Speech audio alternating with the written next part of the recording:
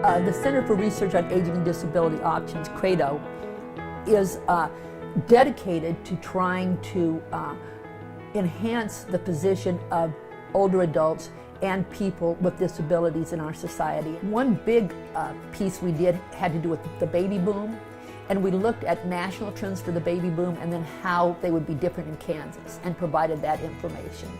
And we were really one of the leaders in that area.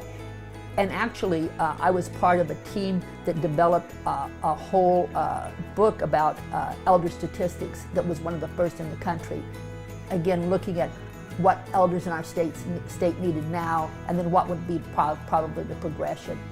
We also did a lot of research on getting services to people very quickly, because that's the key to keeping people out of the nursing home. And we developed a whole presumptive eligibility expedited service delivery system, and we demonstrated that it was cost effective. Again, legislators didn't think it would be, it was. So we showed that. The other thing that's really been at the heart of my pioneering work has been to increase the opportunities for people to stay in the community rather than being institutionalized.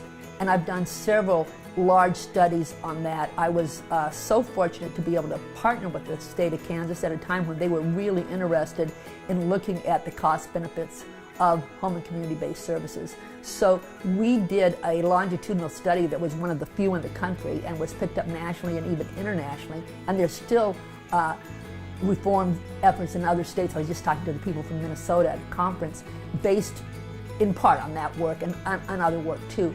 Anyhow, what we showed was that if you trace people 5 years from the time that they were diverted from nursing facility care, in fact, most of them didn't go into a nursing home. That had been what had been believed all along, that if you provide home and community-based services, you were delaying, but probably not preventing nursing home placement.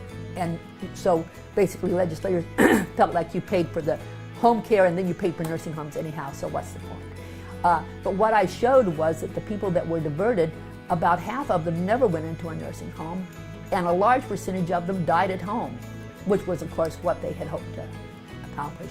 And the way that mechanism worked was that when they found out about home and community-based services, even if later on in their aging trajectory they broke their hip or something happened, they were still able to stay in the community, perhaps after a short rehabilitative stay, because they knew about home and community-based services. So they knew how to get in touch with them and to activate them for themselves.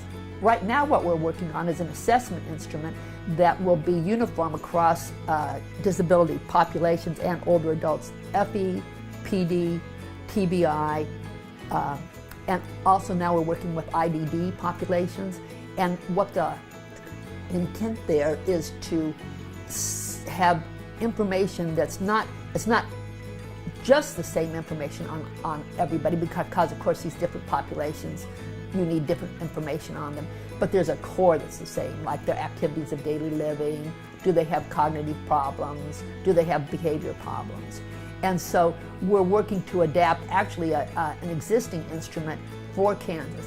What the ultimate goal there is to have outcome data so that you could actually see longitudinally what happens with people with certain profiles as time passes, given treatment in certain kinds of arenas. For instance, one managed care organization to another, we could look at that. The other element that is important there is that it can be used to help create a way to track people from one care area to another, like from the hospital to the nursing home, and then back out to the community. So if you have that same core, then some countries that are like Canada has been doing this for 20 years, then they're developing things like frailty indexes so that they can look at the population and they can say, oh, well, look at this person, obviously there's indicators they're getting more and more frail. We need to do an intervention or they're going to end up in a nursing home. So it's a fabulous, fabulous kind of basic data that the United States lacks. And of course, doing it in Kansas is just one tiny piece of it, but still, as more states begin to do it, I'm hoping that that vision may catch on nationally.